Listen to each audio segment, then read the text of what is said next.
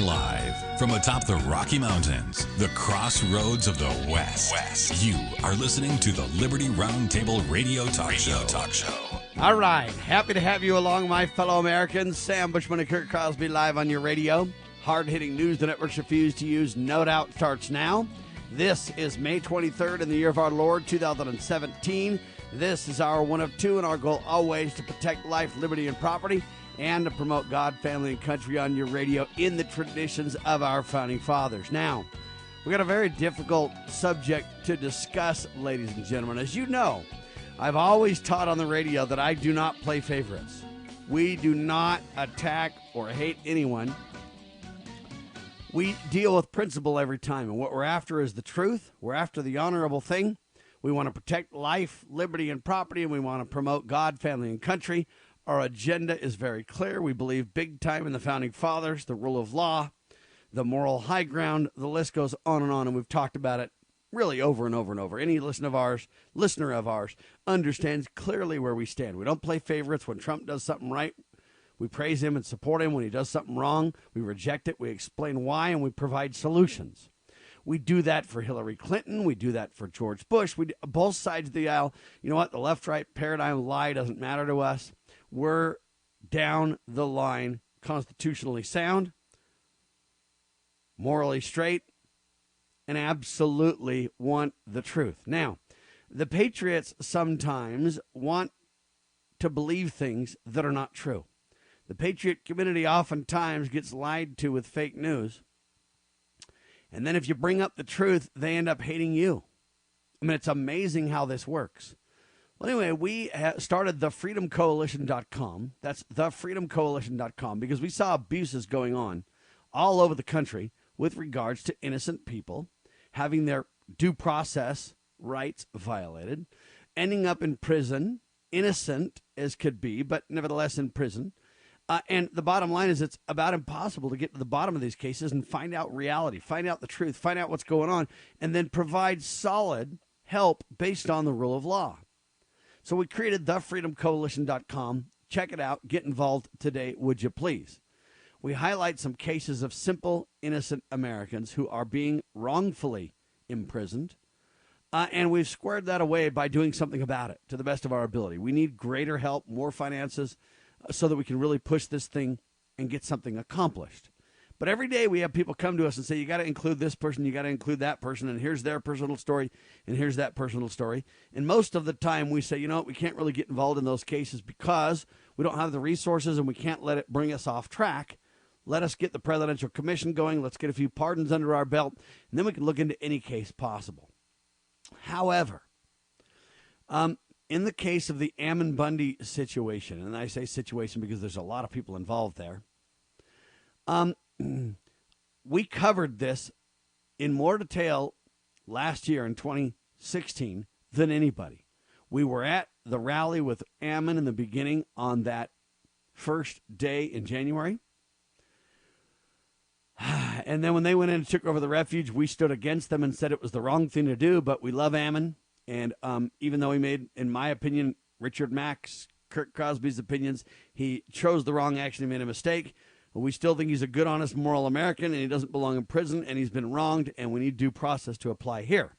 Then others said, well, take on his case. Sam, make this your primary case. We said, no, it's too controversial. Doesn't help free innocents in prison. Well, then we started hearing examples of that Ammon Bundy was abused in prison. He was wronged. He was ridiculed and mocked and treated unfairly and kind, and they literally were abusing him physically and everything else. And we first dug into it and found out that it wasn't exactly like we were told. So we let it go.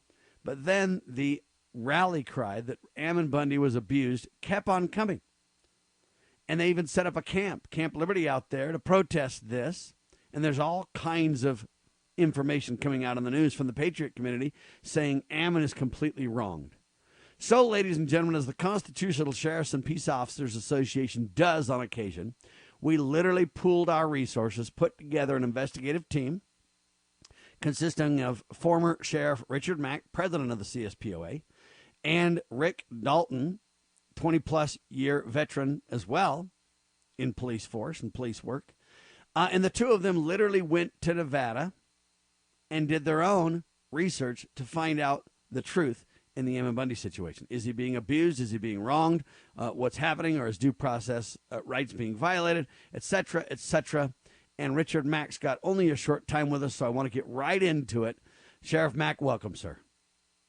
Well, thanks, Sam. I guess it's good to be with you. Yeah, it's not the most favorable circumstances, but thank you. Now, Have I summarized it fairly? We got to get it kind of out on the table of how we are involved, why we're so critically involved. Now, Sheriff Mack also went and testified in Oregon in Ammon Bundy's behalf very favorably, basically articulating that, hey, Ammon's not a criminal here. Ammon doesn't belong in prison. The government's taking this way out of proportion, and you had some eloquent testimony in Ammon's favor, right? Yeah, I did, and I was glad to be there. And at this point, even with all the negativity and the hate emails and hate calls that my wife and I are getting, I'd still be happy to help him in any way. And I've actually already talked to his lawyer briefly and told his lawyer the same thing. But I feel that, quite honestly, Ammon is hurting his own case at this point, and I'm very concerned about it. I'm very concerned about his mentality, and he just doesn't seem to be the same person. And I'm really shocked and actually hurt by some of the things I'm saying that seem to be coming from Ammon himself, and it's got me quite concerned. And amen. And I want to make it very clear that I'm willing to do all that I can to help Ammon. We've always told you that Ammon is a personal friend. We love Ammon and his family dearly. We believe he's a very constitutionally sound American.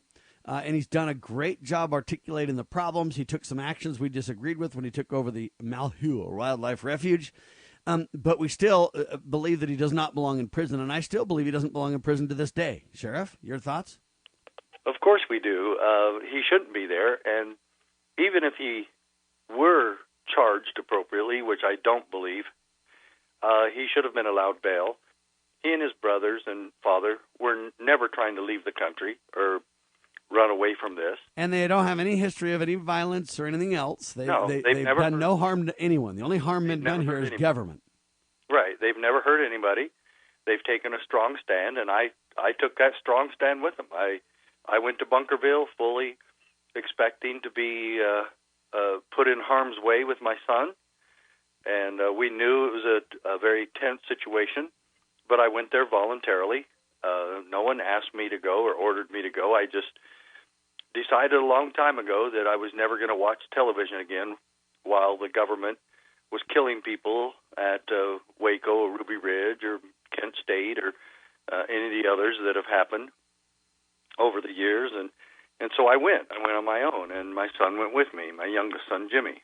And he was an adult. He 26 at the time, and so we dedicated ourselves to their holy cause, and we totally believed in what they were doing, and now. And by the way, we still believe that Ammon Bundy is being wronged, that he shouldn't be in prison, that the government's out of control. The government brought this to arms first. The government violated his property rights. Peaceful resolution should be in the courts. And there's many ranchers who have won in the courts, but the government doesn't honor their decisions either. And so really mismanagement by government and abuse of the law brought us to this junction. We agree with that 100%. So we do not believe Ammon Bundy should be in prison. No. And we do believe that there's some things that have been done that are unkind to Ammon that need to stop. We agree there. And we'll do all we can to help Ammon Bundy and his family and those who are with him. So let's make that very clear. We don't want anyone to think we've changed our stance on that. We have not. Yeah, true, exactly. And, we spent a lot of time and money to go and verify. And I think you danced around it a little bit, that he is being tortured. And that is what's out there, is that he is being tortured. And so we, in like fashion, said, hey, if this is really happening, we're going to get to the bottom of it. We're going to expose it. We're going to do our very best to solve it. And we were asked to do so by many of our supporters. And we said, okay, you know what? We're going to get this done. We're going to find out. This is not part of the Freedom Coalition. The CSPOA did that on their own dime. You did this on your own dime, because we want to stay true for the Freedom Coalition effort.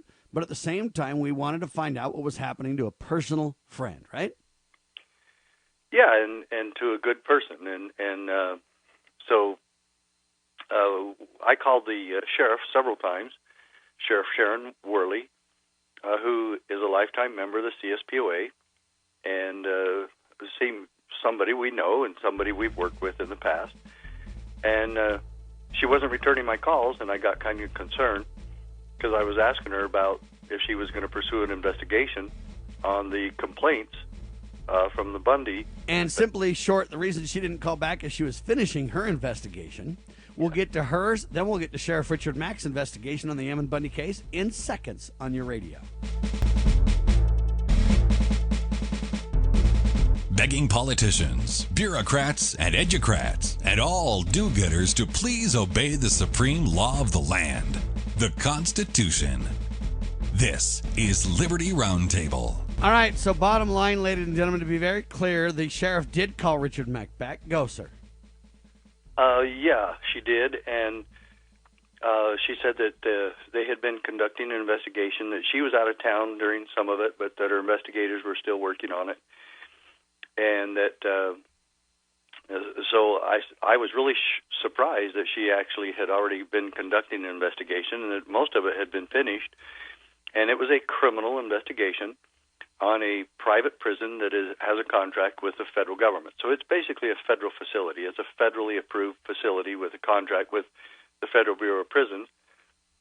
Yes, it is a private prison, and I've always maintained in an accusatory fashion that prisons are big business, and this place proves it. But it's still a prison, and it is not a nice place to be. And I'm probably one of the few people that you can talk to in this freedom movement that actually has run his own jail, and I have. And I did that for 8 years, and I know what jails are like, and I know what prisons are like, and I know that it's a horrible place to be. Just if you just wanted to talk about the food alone, it's just a horrible place to be. And I've always. And by the way, we're not making any excuses for that at all. No, it's just a fact of life. And I've always been hurt and upset that Ammon and his family, his father, and his brother Mel and brother Ammon or Ryan, are in prison. These are good, honest people. I know them very well, and it's just a sad state of affairs that our government can do this to people. And I really appreciate the very courageous stand that Cliven Bundy and his sons took in Bunkerville. It was right, it was appropriate, and it was constitutional. Was I ever surprised that they got arrested for this? No, because I don't trust this government. It's an evil government with evil bureaucrats running the show. And most of this was the Obama administration, and the Obama administration and the Harry Reid bureaucrats are very cruel, and they do not follow the rule of law, and they don't follow the Constitution. But then I knew what was going to happen after they occupied the Malheur building, and I told Ammon what was going to happen, and I was really sad that he decided to stay there after I pleaded with him to leave that place. Even the very day they entered there, I pleaded and pleaded with him, and you heard the conversation when I did, to not do what he did.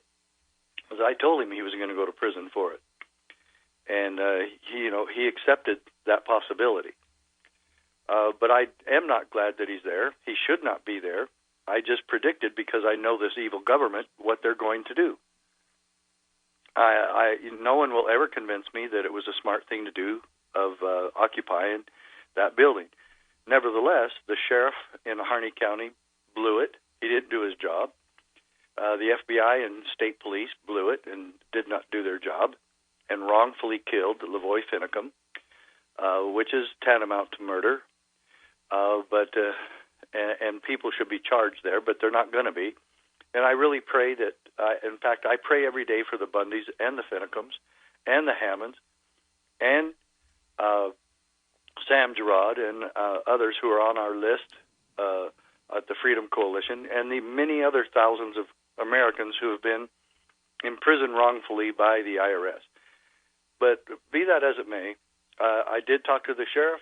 I asked her if I could come look at her investigation and if I could do my own review of her investigation, and she said, sure. First of all, you need to be, everybody on the program today, and I know you're aware of this, Sam, but everybody needs to be aware of this. Sheriff Worley did not have to conduct an investigation, and she's probably one of 5 sheriffs in the entire country that would do such a thing, that has the courage and the wherewithal to conduct a criminal investigation on a federal facility or a private prison facility that has a contract with the federal government. She could have easily said, that's up to the federal government. That's their facility. They have the contract with them, not me. The FBI, if they want to investigate that, I will ask them to do so, but I am not getting involved in this. It has nothing to do with me. She knew that a crime had been, or a claim of a crime had occurred in her county, in her jurisdiction. She is a constitutional sheriff, and she did the right thing, courageously so, very courageously so. And so that she opened her doors to us, to former Mesa police officer Rick Dalton, our CSPOA vice president, and to me, a former detective and a police investigator. This was astonishing, and I was surprised. I was surprised she did the investigation. I was surprised she opened it all up to us. And then, not only that, she went to bat for us to actually go out to the prison and talk to the people there and meet personally with Ammon.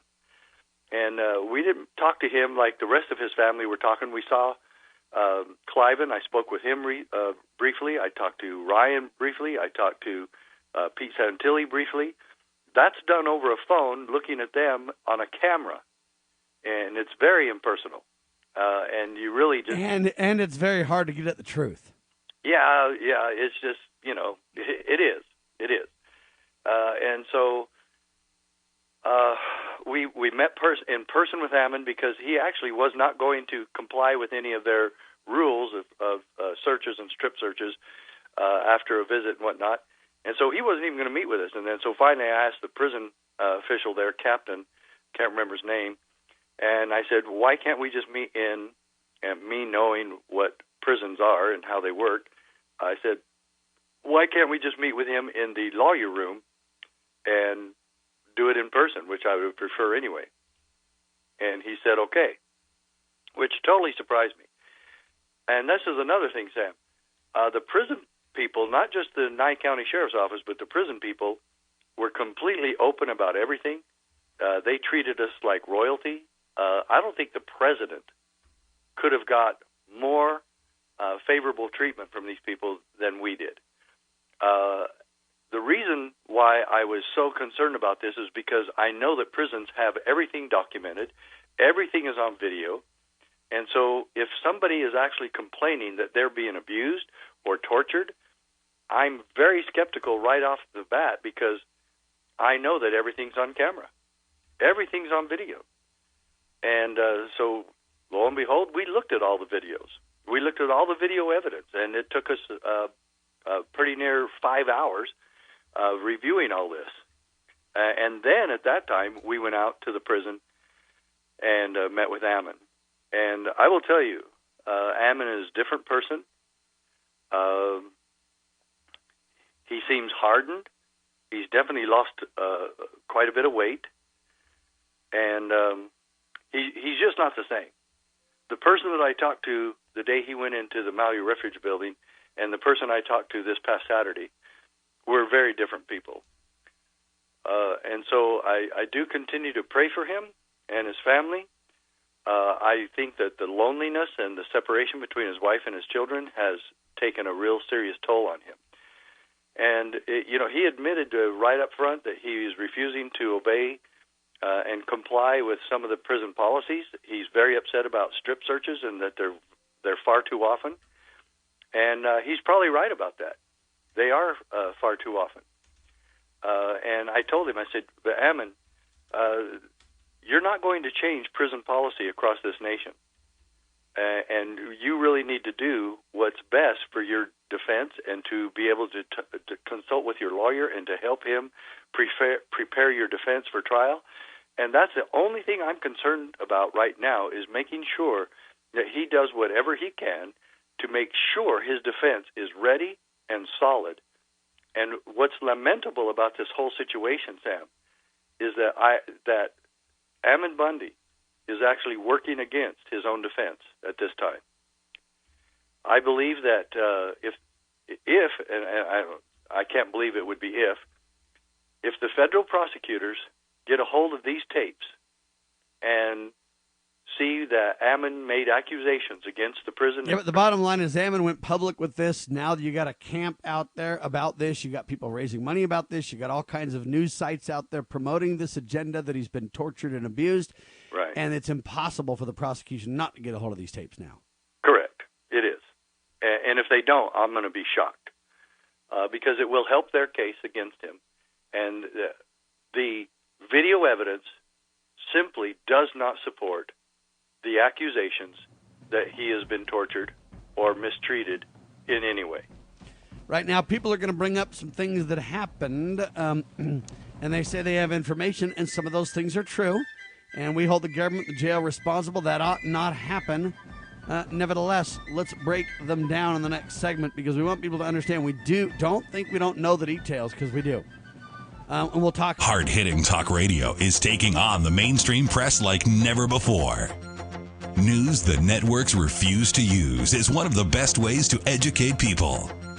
We invite all liberty-loving Americans to join with us to restore the principles of our founding fathers and promote God, family, and country in the media and our lives. Please help spread the Liberty message with your generous donation. You can go online at libertynewsradio.com right now and make a donation online, or call 801-756-9133. With news the networks refuse to use. The bottom line is Ammon Bundy's not the same person. He's not being honorable in his intentions. The idea is going out from Ammon Bundy that he's been tortured in prison, that he's absolutely been wronged. Richard Mack, Rick Dalton for the Constitutional Sheriffs and Peace Officers Association were treated very fairly by the sheriff and by the folks, the warden at the prison, etc. They let him see all the video, all the evidence, and literally talk to Ammon in person, as attorneys are only allowed normally, but they make special opportunity for the good sheriff, former Sheriff Richard Mack, to do so. And the bottom line is these allegations are absolutely 100% false. Now, let's be very clear. There's hate mail going to Sheriff Richard Mack and death threats and everything else. The Patriots need to not shoot the messenger, Sheriff. Yeah, and I wouldn't say 100%. Ammon was handcuffed for about 13 hours and in a shower stall. The shower stall is not as small as he had indicated. He was able to sit down and relax, and he did. But the thing of it is, the prison guards checked on him about every 15 or 20 minutes and talked to him and tried to talk him out of there. And it came down to a pride fight between Ammon and them.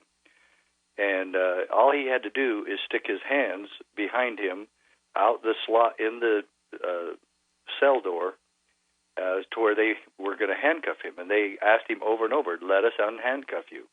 Let us take out. He says, no, I will not cooperate with you in any way. He says, you guys want to come in here and take off my handcuffs and take off my clothes for the the required strip search? Then go ahead, but I'm not going to help you, and I'm not going to cooperate. And so it went back and forth like that for 13 hours. And I will tell you honestly, the jail facility, the prison guards, should have gone in and taken the handcuffs off of him way before the 13 hours. I would have. In other words, we're not defending their side of this either. No, not at all. But it became a pride fight, and they were trying to follow their policies, and that he is required to put the hands out in the slot so he can be unhandcuffed. He refused. They refused to go in, and finally they went in and took off his handcuffs. But that should have been done at about the 2-hour mark. Well, and so Ammon won that fight, then used that, though, to say that he was abused, that his shoulders got dislocated, all these things happened, and none of those things are true.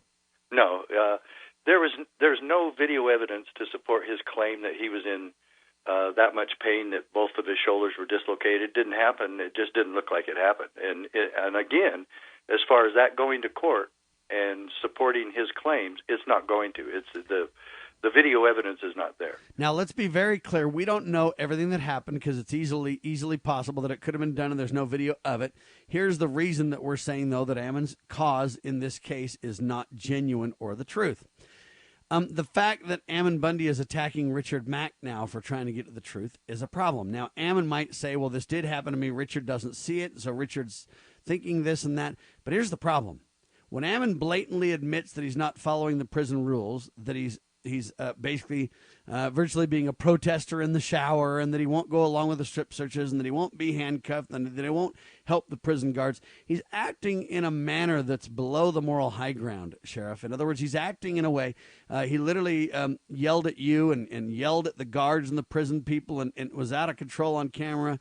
The behavior is the problem that we have here. And then the idea that he's just being a good, moral, upright, moral high ground citizen doesn't hold up. And so we don't know exactly everything that's the truth, because unless you were there, you can't know. But what you can know is you can monitor and see his actions and behavior, right? Yes, you can. And the time that he allegedly had his shoulders dislocated, that's all on video. And that was a time where I was really impressed with the jail guards, the prison guards, is because they were trying to be so careful with him not to hurt him that they actually exposed themselves to some danger. Ammon wasn't hitting them, but he was resisting the entire time. I mean, he was totally resisting. He's a strong man, and he was being successful in his resistance. And they had a hard time getting him down. And I'm going to stop you right there, though, and say, you know what? I don't think they should ever try to harm him. However, whenever somebody resists to that degree and is that uncooperative, at some point, it becomes justified to take further action. And at some point, even though I never want this to happen, there are guards that would say, you know what, I'm done with this crap, and they might slip in things they ought not do. I'm not defending that, but I'm saying that's reality when you behave that way. Exactly, and that's what I was impressed about, because they didn't. Now, there was a very large guard who tried to knee him, not kick him with his foot, but knee him, and it looked like it got close to his groin or thigh. Couldn't really tell which one was closest to. He tried twice to kick Ammon in order to bring him down, but a kick is the wrong word. It was to knee him. He brought up his knee, but he's so large that he wasn't able to land the knee where I think he wanted to. But I think he's glad now that he did not. It did not land. And there wasn't, after they finally got Ammon down, you would think that to the cement floor that it would have been very rough and that Ammon would come up bleeding. Ammon was not bleeding at any time. His shoulders seemed to be fine the way they had him. And I've seen prison guards just, okay, now I'm so pissed off, we're going to just lift this guy up by his arms, which will be very painful. They didn't. They sat him up on his rear end, and then this leaned him forward, and he got up very comfortably. And there's just never a sign that anything happened to his shoulders. He was not screaming out in pain. He was not saying, my shoulders are hurt, my shoulders are hurt. Then right then and there, they took him to the nurse, and he denied any medical treatment. And he was calling everybody a creep. He didn't use any profanity. He said creep. And he was being very loud in his accusations. And in all the time that Ammon was yelling at these people, not one of them ever responded. Not one of them ever acted in kind. So we're running out of time a little bit. I want to hurry up. The bottom line, though, is that, look, there's all these allegations that he's being abused, wrongfully treated, and that he's this model prisoner, kind of an idea that he's just a political prisoner that's been wronged at every single turn. Now, there's no doubt there's plenty of wrongs by the government in this and many other cases, so don't get off on that tangent. Know that we realize that fact. However, in this case, Ammon's behavior is a problem, and what you're being told by a lot of these, quote, patriot groups is not accurate. Now, I don't know which patriot groups know the truth or not. I don't think they were able to get the investigation that Sheriff Richard Mack was able to conduct. So I don't know if they know the truth. I'm not here to attack anybody. I'm just telling you that I cannot defend Ammon Bundy's behavior, and I cannot go along with this idea that he's been wronged at every turn and that he's being treated unfairly and tortured. It is not true, Sheriff. it's not. And I'll tell you another thing. His father's not doing this. Ryan's not doing this. His brother Mel is not doing this. They are cooperating, and I admire them. I honor them for doing that. This is not an easy situation. I feel so sorry for Ammon and Lisa and his family. I feel sorry for all of them. Carol, Cliven, all of them. I really anguish over them being there. They should not be there. I'm not. Let's say it again. We all agree they should not be there. They should not be there. And bail should have been offered at the very least, and they did not. And that's unheard of, and it was wrong, and it's immoral. And Ammon's right about all that. But this is not the time or the place to actually consider that. Right now, we're worried about Ammon's defense and him winning this case. And I'm so sorry that he's actually hurting his own case. And I begged him, I pleaded with him. I said, please, Ammon, please comply and do your best to get prepared for your defense. And he told me no on every single thing. And he was not, he was not happy that I was there. I thought he would be happy to see me and Rick, and he just, he wasn't. And he's just changed. And it really bothers me about this. I don't know what to do. I'm going to do my best to still help him. What you do is you do all you can for the innocent in prison, and I believe that Ammon is innocent in this case. That doesn't change the fact that we cannot go along with the lies being told about what's happening to him and ignoring his behavior that really is instigating most of what happened to him. For example, the shower incident. I'm not defending the prison side. They shouldn't have done it either. However, I am saying he could have solved that in about 5 seconds by being upstanding and cooperative. Correct. Yeah, that's all true. So, we're still writing some things up, and we're still looking at our notes and going over this. But I do totally support, my hat's off, and I totally honor Sheriff Worley for the wonderful job she's done, and she's actually protected the protesters out there, and they do get complaints about them all the time, and she is totally 100% fair and impartial. And Sheriff, really quick, so Sheriff Worley did not need to do an investigation, did one. You didn't have to do one. You spent your own money and resources and the CSPOA resources to conduct one. You didn't have to do that either. No, that's true. We have nothing to gain by our story or telling what happened, ladies and gentlemen. We know you got to fly, Sheriff. Thanks. We'll talk to you about it more soon. Thanks a lot, Sam.